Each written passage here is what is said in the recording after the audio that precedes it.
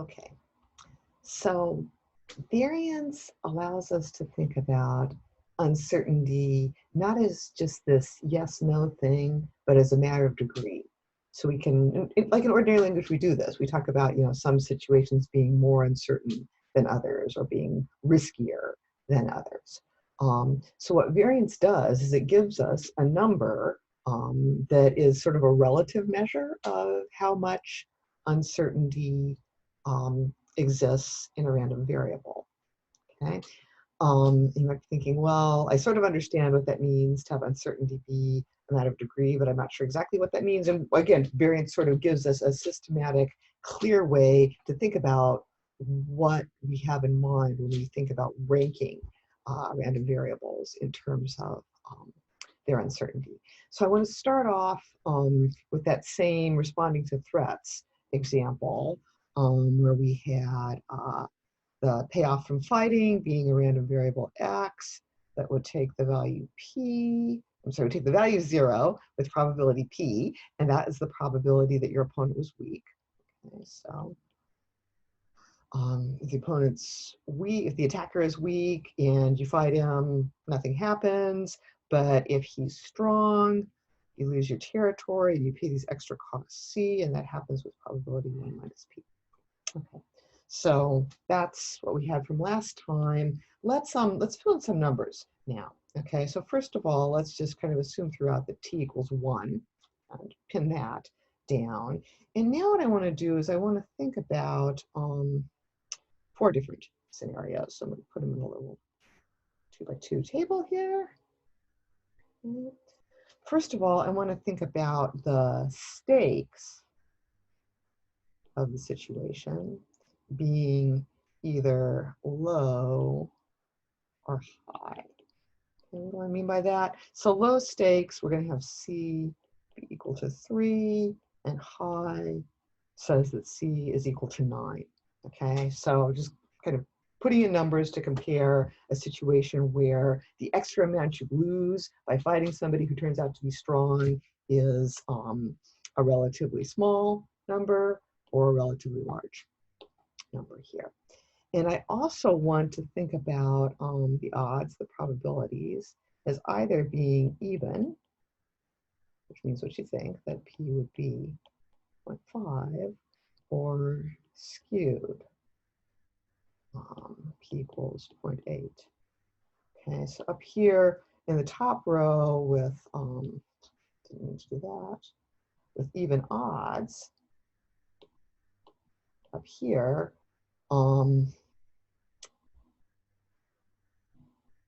both outcomes are equally likely. Whereas down here in the bottom row, we have skewed odds. What that's saying is that one outcome is clearly more likely than the others. And we're thinking when one outcome is clearly more likely than the others, in my mind, that seems like that should reduce uncertainty. Okay, so with these values here, the values for c and the values for p, and keeping the t equals 1 in all of the scenarios, we can now sort of write in numbers for our random variable. So we're going to call this first cell A. Okay, so here x is going to be 0 with probability 0.5. Just filling in here. Or x is going to be c equals 3 and t equals 1. So x is going to be -4, also with probability 0.5. Just for the heck of it, we might calculate the expected value of xa here. Not totally critical, but why not practice a little bit? So that's -2. Going along here, so scenario B, XB has high stakes, but even odds. So probability of XB, we've still got even odds, so it's going to be 0.5 and 0.5. Still going to be 0 when the enemy is weak, but now if the enemy is strong, you'll lose the T, but you'll also lose 9. Okay, so the bad payoff in the high stakes scenario here is -10 with 1 plus -9. And the expected value of XB equals -5. Okay, moving along, scenario C here, outcomes and probabilities. So C is like A, relatively low stakes. If the enemy's weak, you get 0. If they're strong, you get -4. But now they're much more likely to be weak. Okay, we have skewed odds here. Okay, so the probability of getting 0 is 0.8. The probability of getting -4 is 0.2. Expected value of this is -4 times 0.2 is -0.8. And finally, we've got high stakes skewed odds here, scenario D. Still get a payoff of 0 if you're weak, but now you're actually quite likely to be weak. Not you, your attacker, the bad guy, is likely to be weak. But if he is strong, you get that nasty -10 payoff. That happens with probability 0.2, and the expected value of XD is -2. Okay, so I'll step back and kind of think about these situations. For some of them, I think we don't need any calculations to say, for example, that B here, B, didn't want to do that. I wanted to just highlight that B is more uncertain than A. Okay, they both have even odds, so the odds are the same in B and A, but the difference between the good outcome and the bad outcome in B is a lot bigger than in A. Okay, so in terms of like the overall riskiness and uncertainty, the gap between the good outcome and the bad outcome is bigger in B. So I would say that B seems more uncertain than A.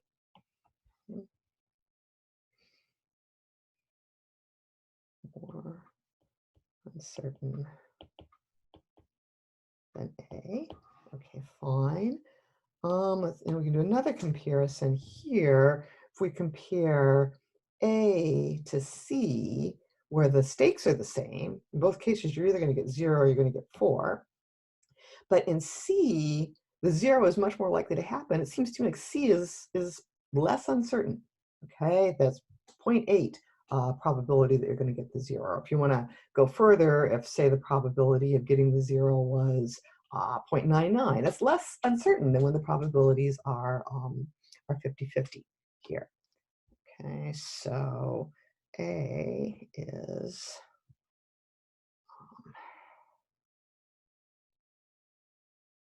say it backwards. C is less uncertain. So A is more uncertain. I'm going to be really happy when I can use numbers to talk about this. It's an advantage than C. Okay?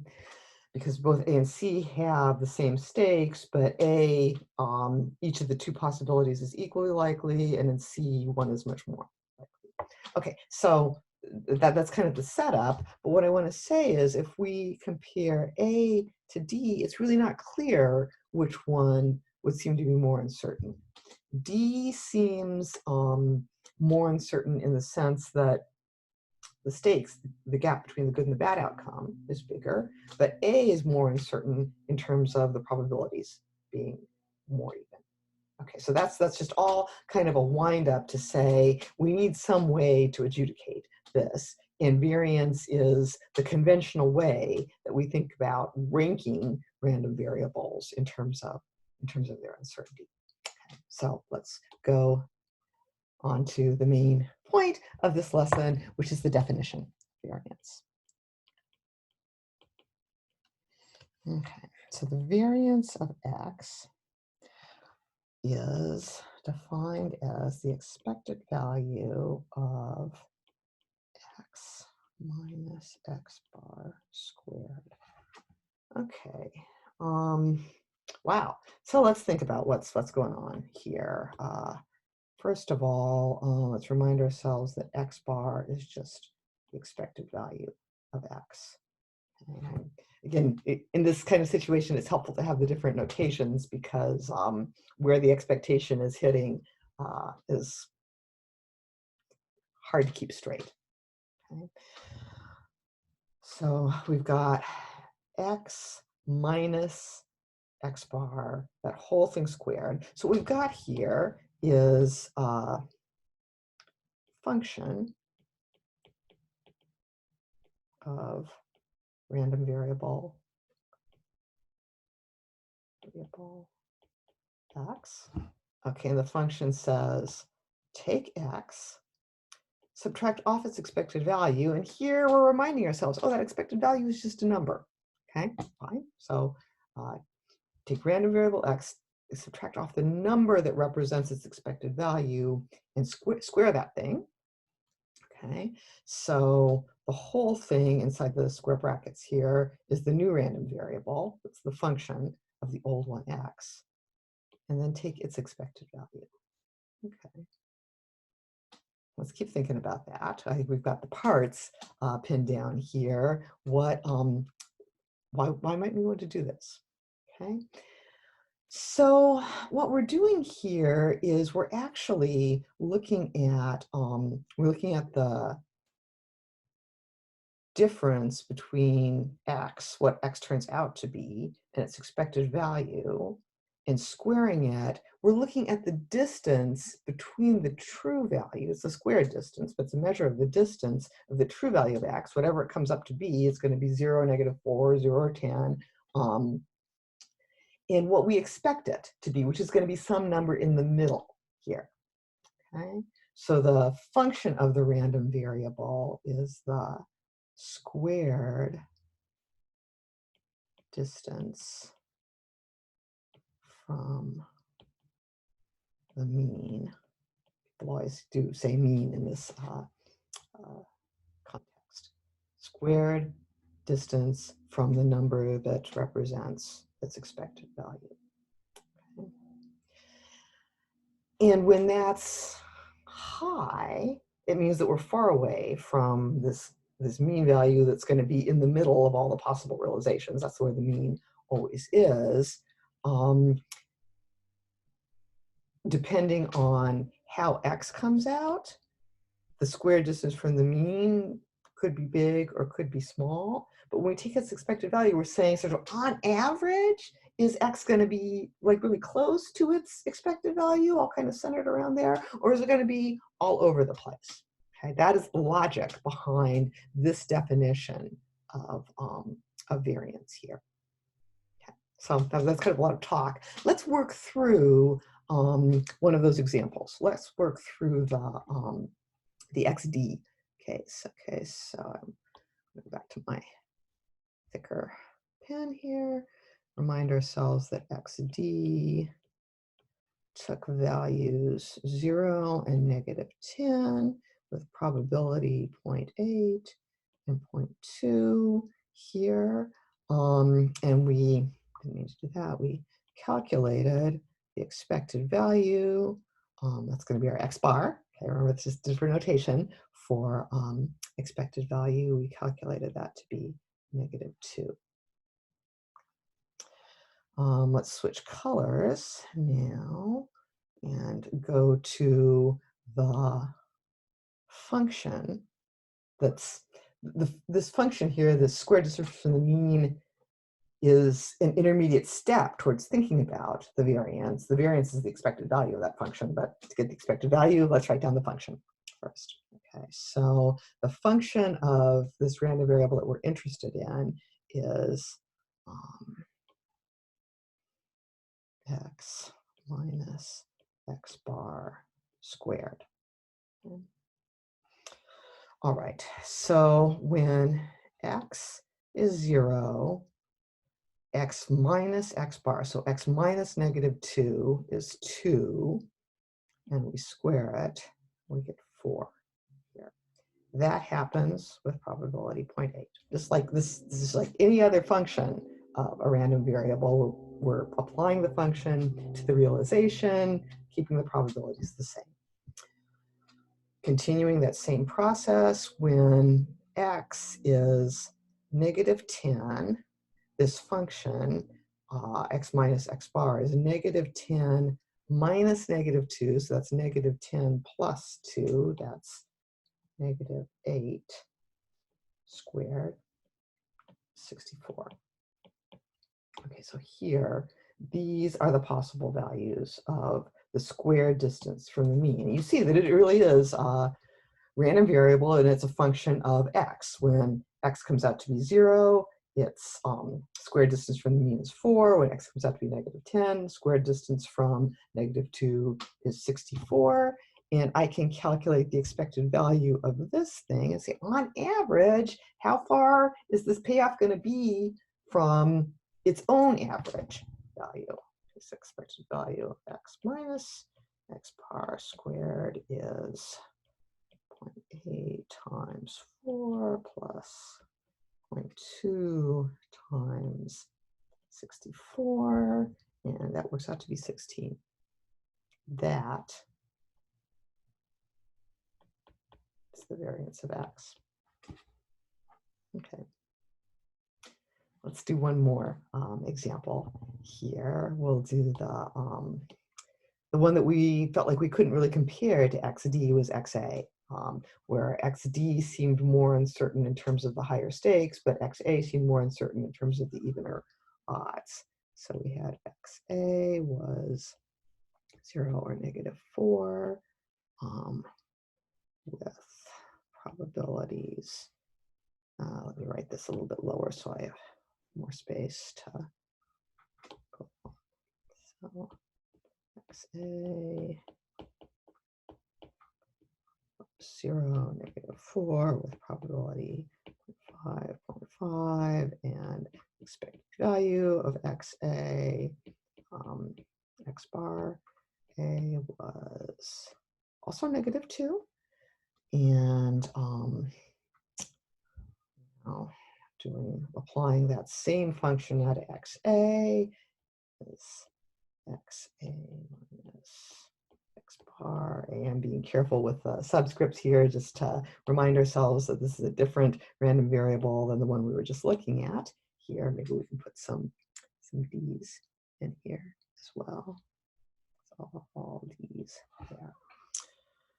Okay, so when x is 0, the square difference from negative 2 is 2 squared is 4. Fine. And when x is negative 4 minus negative 2 is negative 2 squared. It's also 4. 0.5 times 4 plus 0.5 times 4 gives me 4. So the